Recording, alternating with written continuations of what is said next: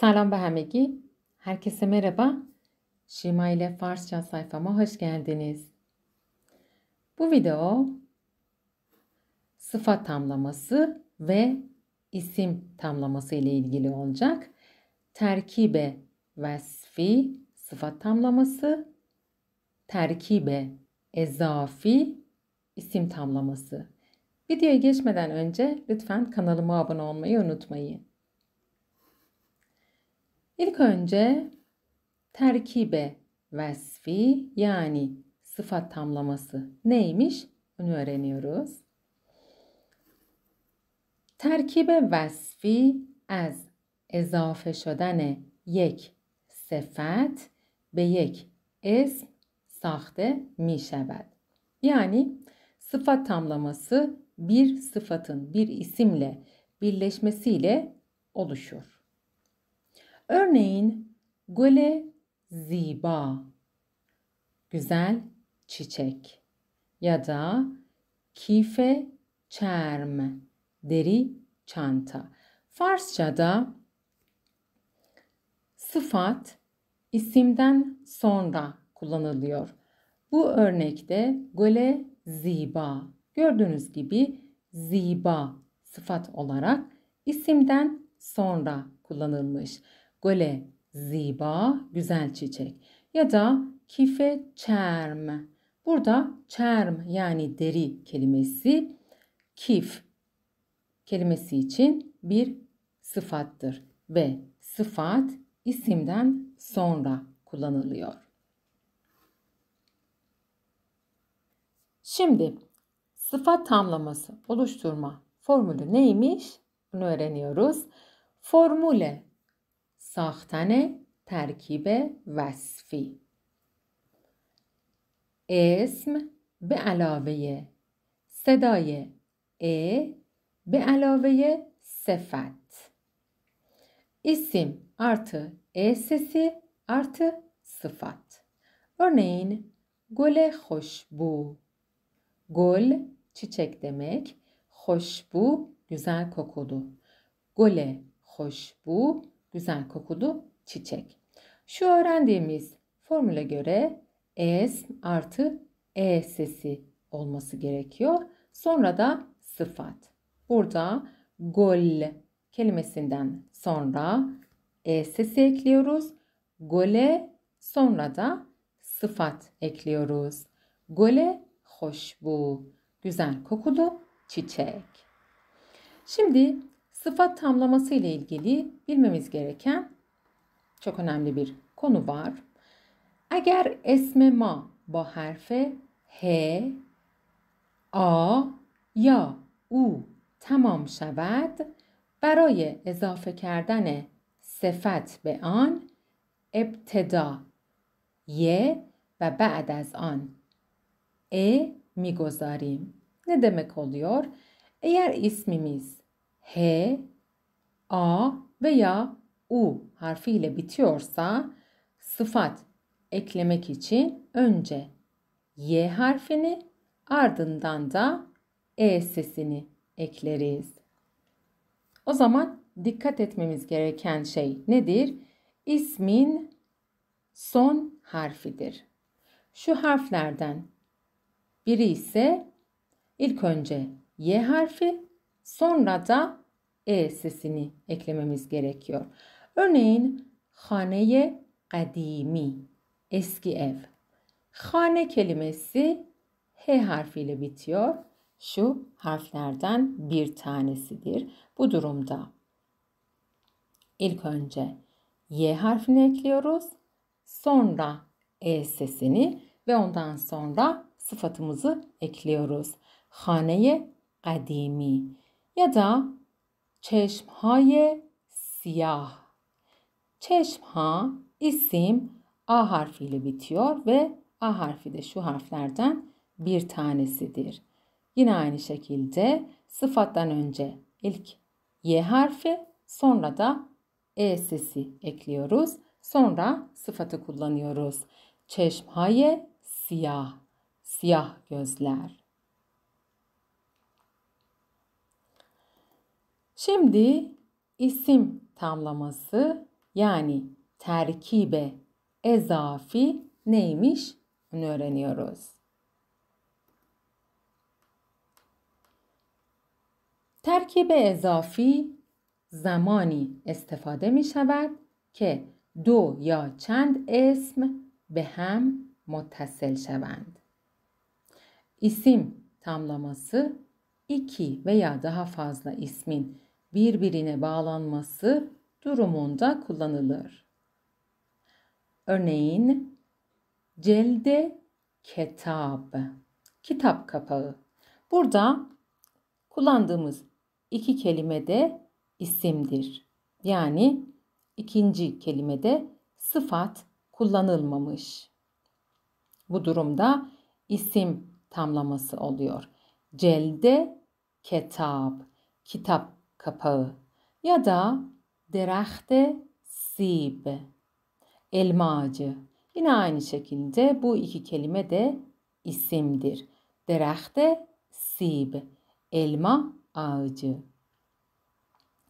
Burada telaffuz için yine aynı şekilde ilk ismin son harfin altında e sesini ekliyoruz ve o şekilde telaffuz ediyoruz. Celde kitap, kitap kapağı. Derakhte sib, elma ağacı.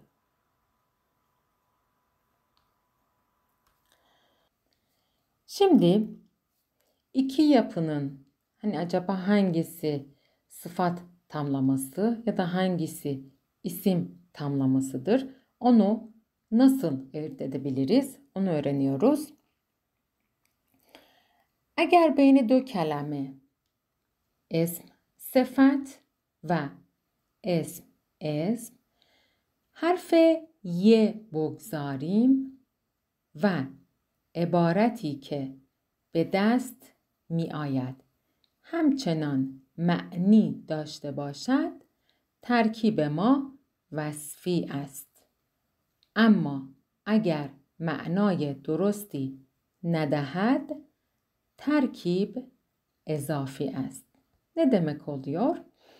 Eğer iki kelime isim sıfat ve isim arasına y harfini eklersek ve ortaya çıkan ifade hala bir anlam taşıyorsa birleşik yapı sıfat tamlamasıdır. Ancak doğru bir anlam vermezse birleşik yapı isim tamlamasıdır.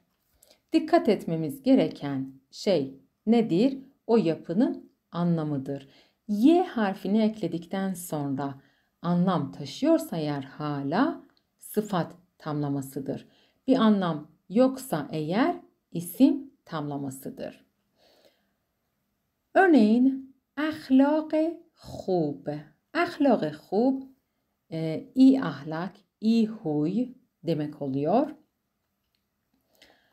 Öğrendiğimiz şey neydi? İki ismin ya da bir isim ve sıfat arasında ilk isimden sonra y harfi ekledikten sonra hala bir anlam taşıyorsa sıfat tamlamasıdır.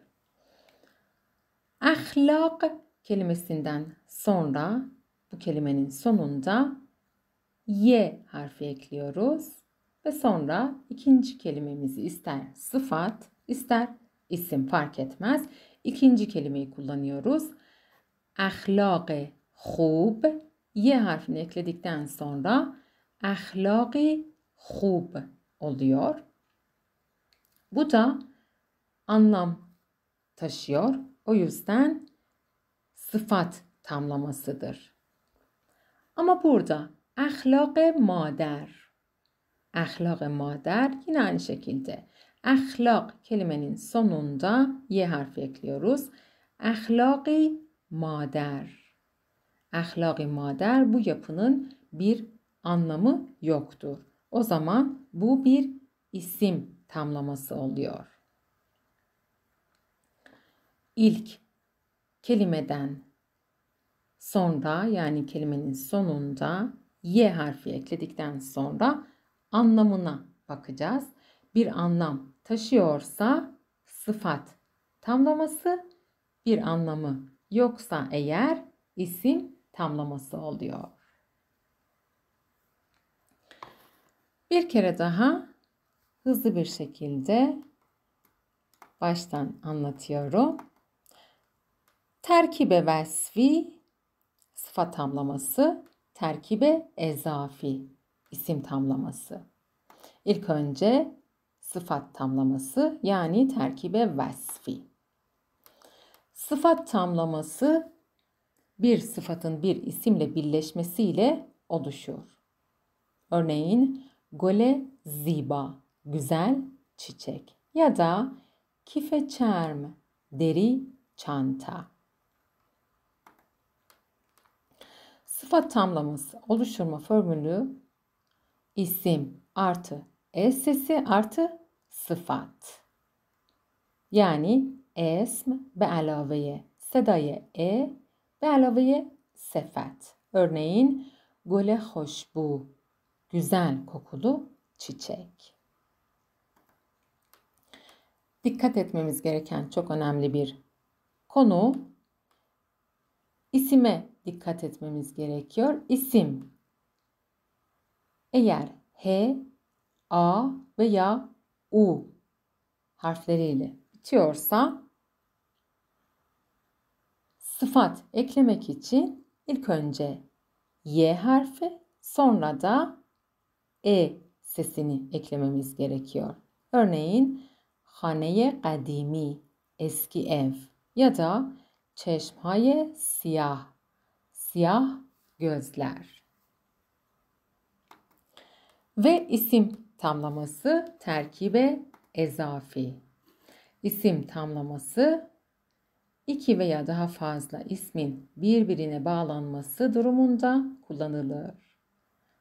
Örneğin celde kitap, kitap kapağı ya da derahte sib, elma ağacı. Bu yapılar iki isimden oluşmuş. Burada da öğrendiğimiz şey neydi? Yapının anlamına dikkat etmemiz gerekiyor. Sıfat tamlaması ya da isim tamlamasını birbirinden ayırt edebilmek için. Eğer iki kelime arasına Y harfini eklersek ve ortaya çıkan ifade hala bir anlam taşıyorsa birleşik yapı sıfat tamlamasıdır. Anlamı yoksa eğer isim tamlamasıdır. Öğrendiğimiz örneklerde ahlak-ı khub Y harfini ekledikten sonra ahlak-ı khub anlamlı bir yapı. Ahlak-ı mader Y harfini ekledikten sonra ahlak-ı mader. Bunun bir anlamı yoktur. O yüzden isim tamlamasıdır. Evet arkadaşlar, bu videoda sıfat tamlaması ve isim tamlamasını öğrendik. Şimdilik bu kadar. Bir sonraki videoda görüşmek üzere. Hoda nigahdar.